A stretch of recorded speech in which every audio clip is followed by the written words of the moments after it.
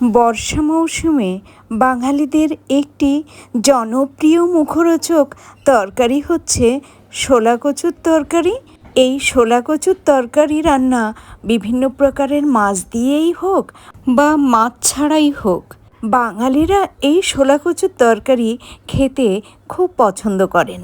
শোলা কচুকে কেউ কেউ পানি কচু বা জল কচুও বলে থাকেন।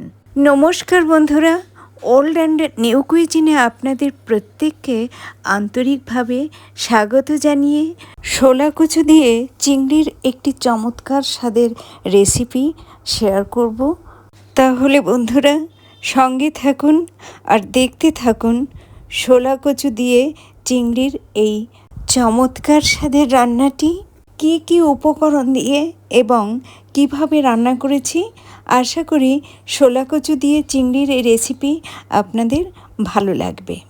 শোলা কচুর এই রেসিপির জন্য শোলা কচু অফ ক্যামেরায় এইভাবে লম্বা লম্বা করে কেটে ধুয়ে নিয়েছি, চিংড়িগুলো কেটে ধুয়ে নিয়েছি। চুলায় একটি পাত্র বসিয়ে জল টকবক করে ফুটিয়ে নিয়ে এর মধ্যে কেটে ও ধুয়ে রাখা শোলা কচু দিয়ে হালকা ভাপিয়ে নেব। এর ফলে শোলা কচু থেকে এক প্রকার পিচ্ছিল ফেনাযুক্ত লালা বেরিয়ে যাবে। ফুটন্ত গরম জলে শোলা কচু দিতেই অল্প সময়ের মধ্যেই এই রকম পিচ্ছিল ফেনাযুক্ত লালা বেরিয়ে এসেছে। তো এবার এই পাত্র থেকে শোলা কচু অন্য একটি পাত্রে তুলে নিয়ে খুব ভালোভাবে জল দিয়ে ধুয়ে নেব।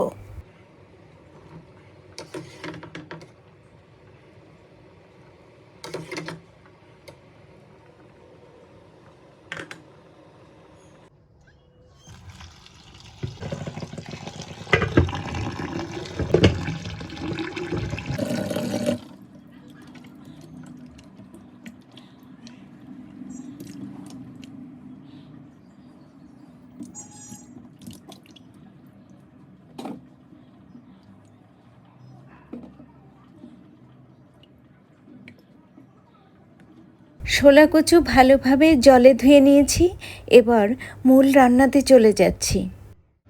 শোলা কচুর এই রেসিপির জন্য গোটা ধনে, জিরে ও শুকনো লঙ্কা সর্ষের তেলে হালকা রোস্ট করে নিয়ে একটি মশলা তৈরি করে নেব। তার জন্য চুলায় কড়াই বসিয়ে লো টু মিডিয়াম ফ্লেমে গরম করে নিয়ে দিচ্ছি সামান্য পরিমাণ সর্ষের তেল। তেল গরম হয়ে গেছে, এখন এই গরম তেলে আগ পিস করে গোটা ধনে, শুকনো লঙ্কা ও জিরে দিয়ে ভালোভাবে নেড়ে চেড়ে হালকা রোস্ট করে কড়াই থেকে তুলে নেব এবং এই রোস্টেড মশলা শিলপাটাতে অফ ক্যামেরায় খুব মিহি করে বেটে নেব।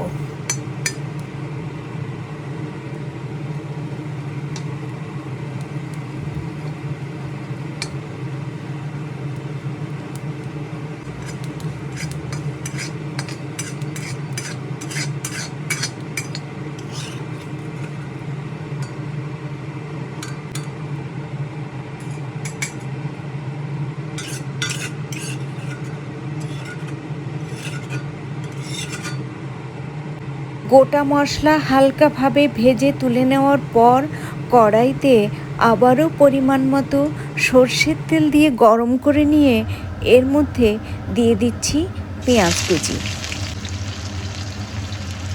এবার পেঁয়াজ কুচি নেড়ে চেড়ে ভেজে নরম করে নিয়ে এর মধ্যে দিয়ে দেব 1 চা চামচ পরিমাণ আদা রসুনের পেস্ট।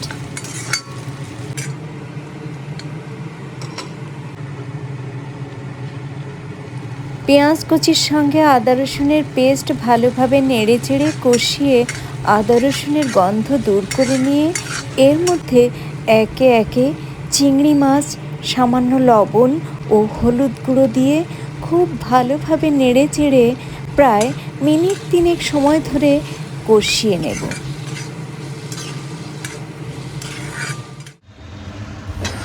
প্রায় মিনিট 3 সময় ধরে ভালোভাবে নেড়েচেড়ে চিংড়িগুলো কষিয়ে নেওয়ার ফলে দেখুন বন্ধুরা, এই চিংড়ি থেকে বেশ একটু জল বেরিয়েছে।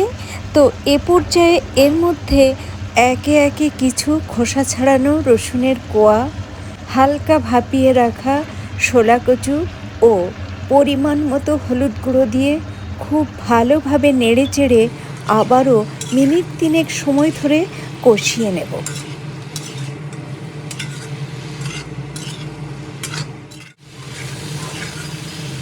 প্রায় মিনিট 3 সময় ধরে সব উপকরণ ভালোভাবে নেড়েচেড়ে কষিয়ে নেওয়ার পর এবার এর মধ্যে ঝোলের জন্য পরিমাণ মতো গরম জল ব্যবহার করছি এবং এ পর্যায়ে চুলার ফ্লেম বাড়িয়ে মিডিয়ামে রেখে ফুটন্ত ঝোলের মধ্যে স্বাদ অনুসারে লবণ দিয়ে ভালোভাবে নেড়েচেড়ে ঝোলের সঙ্গে মিশিয়ে দিচ্ছি। এখন ঝোলের ওপর 4টে চেরা কাঁচা লঙ্কা দিয়ে ঢেকে রান্না করে কচু সেদ্ধ করে নেব। বেশ কিছুক্ষণ সময় ধরে ঢেকে রান্না করেছি। আশা করি এই সময়ের মধ্যে কচু অবশ্যই সেদ্ধ হয়ে গেছে। তবুও ঢাকনা তুলে একবার দেখে নেব যে কচু কেমন সেদ্ধ হয়েছে।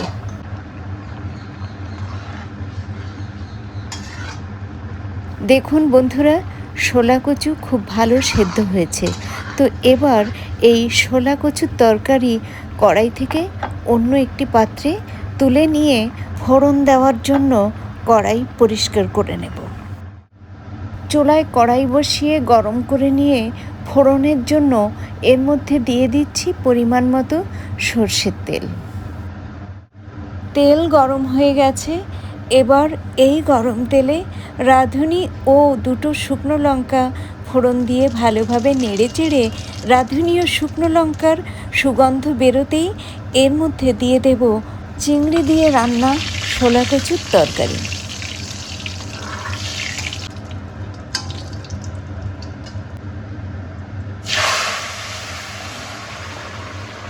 এখন তেলে সেই যে হালকাভাবে ভেজে নেওয়া গোটা মশলা, যা অফ ক্যামেরায় মিহিভাবে শিলপাটাতে বেটে নিয়েছি, তাই এই চিংড়ি দিয়ে রান্না শোলা কচুর ঝোলের মধ্যে দিয়ে খুব ভালোভাবে নেড়েচেড়ে মিশিয়ে দিয়ে ঢেকে মিনিট 3 সময় ধরে রান্না করে নেব।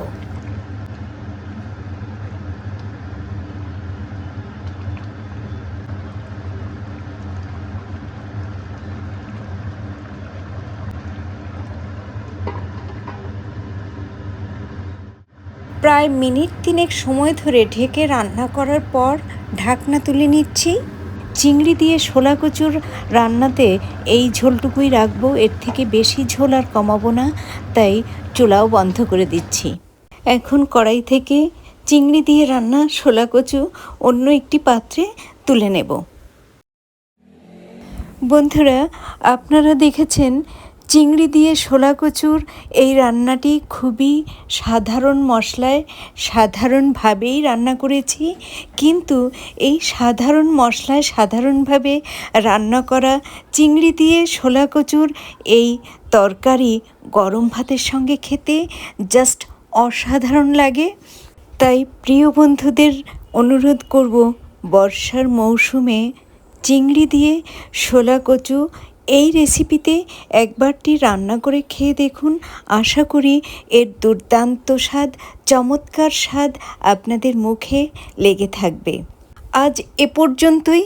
এতক্ষণ ধরে আমার যে সকল প্রিয় বন্ধু পাশে থেকে অতি ধৈর্য সহকারে চিংড়ি দিয়ে শোলা কচু রান্না দেখলেন, তাদের এবং ভবিষ্যতে যারা দেখবেন তাদের প্রত্যেককে অসংখ্য অসংখ্য ধন্যবাদ। ভালো থাকুন, সুস্থ থাকুন। আবারও দেখা হবে পরবর্তীতে কোনো না কোনো ভিডিওর সঙ্গে।